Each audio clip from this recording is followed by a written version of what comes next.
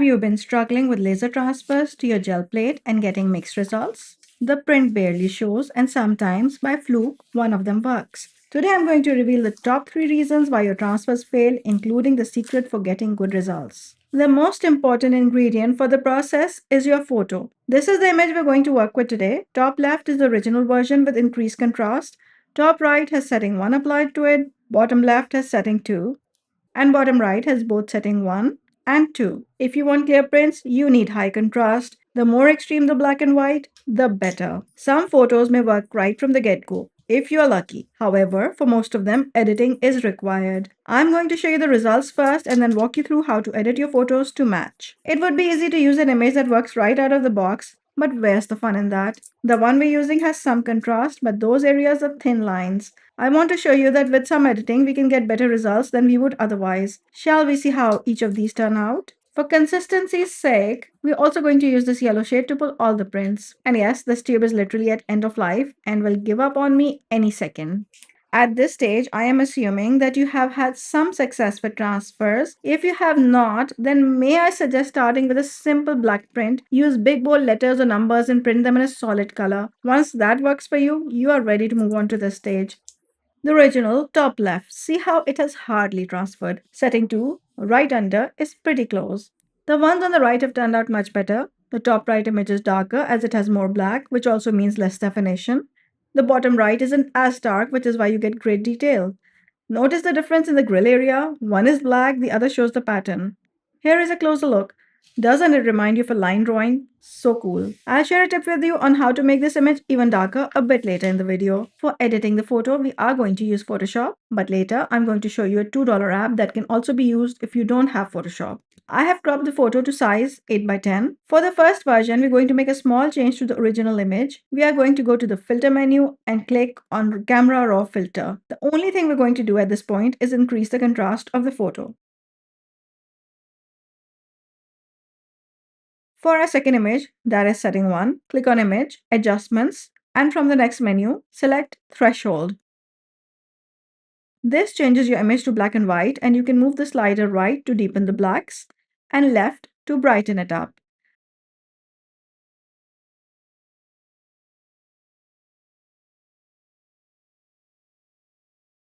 Our next step is to click on Image, Mode, and then 8-bit channel. Once it has been converted to 8-bit, then and only then can we apply setting number 2 to this. Under the filter menu, select Filter Gallery.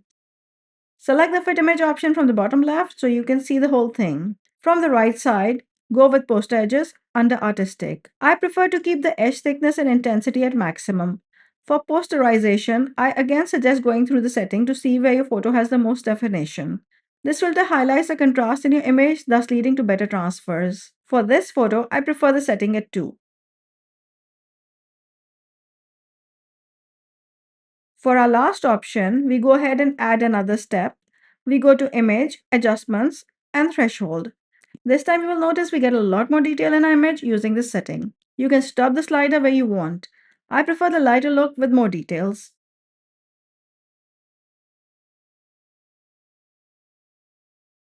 For printing, your settings will depend on your printer. Personally, I always click Printer Settings and set the paper as heavyweight. And for the paper quality, choose the best option there is. This is to ensure your printer lays down a good enough amount of toner. Mine is a very basic printer, so it doesn't have specific settings to increase toner quantity.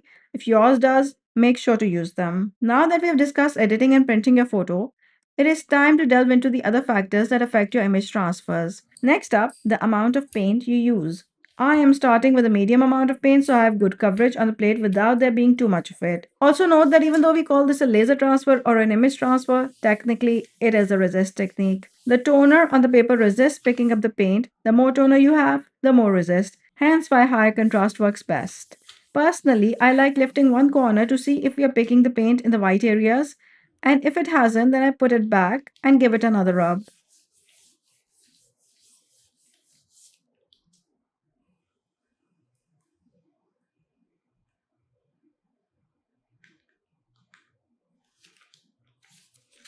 We managed to leave some black splotches, but mostly we have picked up the paint successfully in all the right places. We have to wait for this to dry before adding our pickup layer. I'm going to speed up this part because I don't think you would want to sit through the same steps over and over again. I forgot to mention earlier that I applied both settings 1 and 2 to this photo. Well, that has not turned out too bad.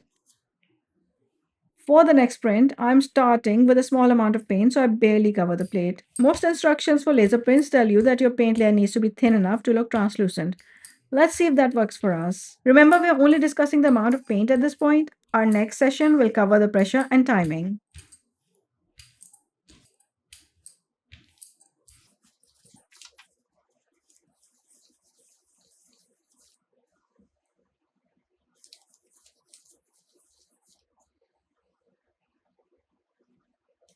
Oh, we seem to have a barely there pattern on the gel plate. But let's lift it and see.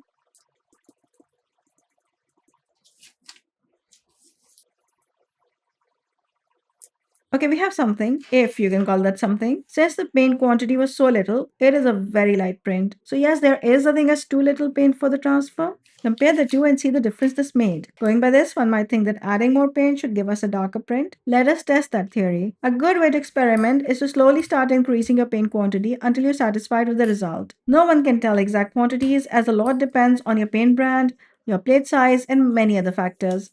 But I'm hoping this gives you a starting point on how to find what works and make sure you cover all your bases. I try picking up, but so much of the paint is still on the plate.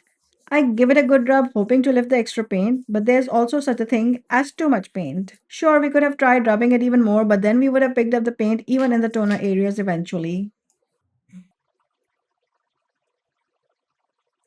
And here we go, our fun splotchy print. You can still use it in your art or collages, but if you're looking for a full transfer, this obviously is not it. I hope you haven't gotten bored of this image. I used the same one because I wanted to have some consistency so it is a more fair comparison. I'm going to make one more print using this. I wanted to get a good one without the black splotches in our earlier attempt, so I adjusted the paint quantity to just a little bit less than our first pull.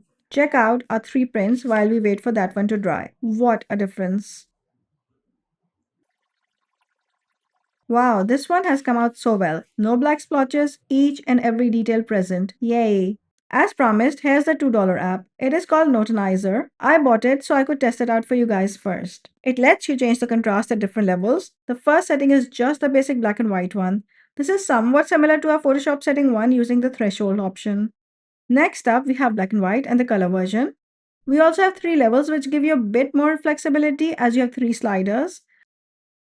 The next one gives even more control by giving you four levels. And if this is not enough, you can click on the last menu item and increase up to 10 levels.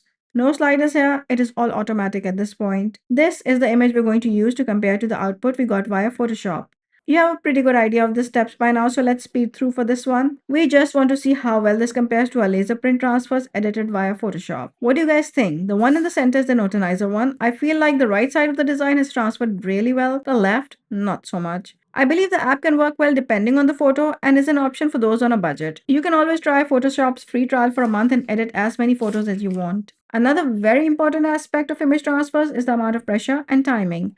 We are going to experiment with varying degrees so you can see what difference it makes. I will try to keep the amount of paint the same, well, at least as much as is humanly possible. I'm using a different photo for this section. For the first print, I'm going to keep my pressure very light. Again, one of the recommendations for transfers is to use a feathery touch. But does that really work? For the time, I average it to around 5ish seconds. Basically, I count to 5 slowly. Quite a lot of paint got left behind. There wasn't enough pressure to pick it all up. It is obviously very hard to get across how much pressure to apply. So my advice is start with a light touch and successively increase to see the results, which is exactly what we're going to be doing right now. Since my result was not as clean as I would have liked, I increased the pressure in the next one. And a little bit more by the third pull. Can you see what has changed? The earlier ones are darker but not as clean.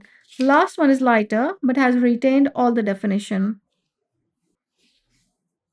Look at the detail on the balconies and doors and windows.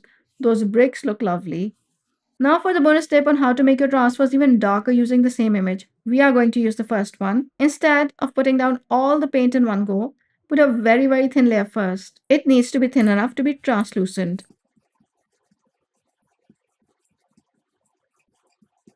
Then you have to let it dry. Once that happens, add a wet layer of paint and braille it over the plate.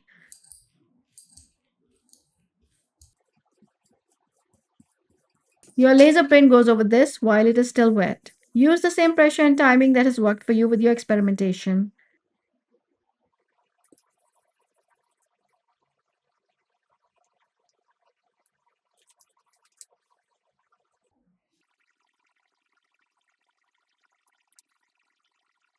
Check out that result. The one we just pulled up is definitely darker than the original. The two on the left that were barely visible earlier look far better this time round. Even the ones that were successful earlier have turned out better. The top one has more black and more definition, and the bottom one is just fabulous. It has retained so much detailing. A closer look should show you what I mean. This is just amazing.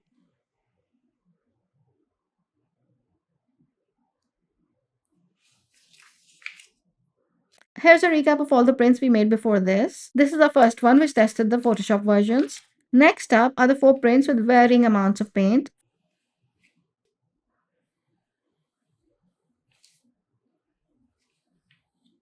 followed by a comparison between different amounts of pressure applied to the transfer. A combination of all these factors should be able to give you good results. I hope you have a greater understanding of how the process works so you can do your experimentation and figure out the correct settings for yourself. I want to point out that some photos will just not have enough detail, and even editing them cannot save your transfer.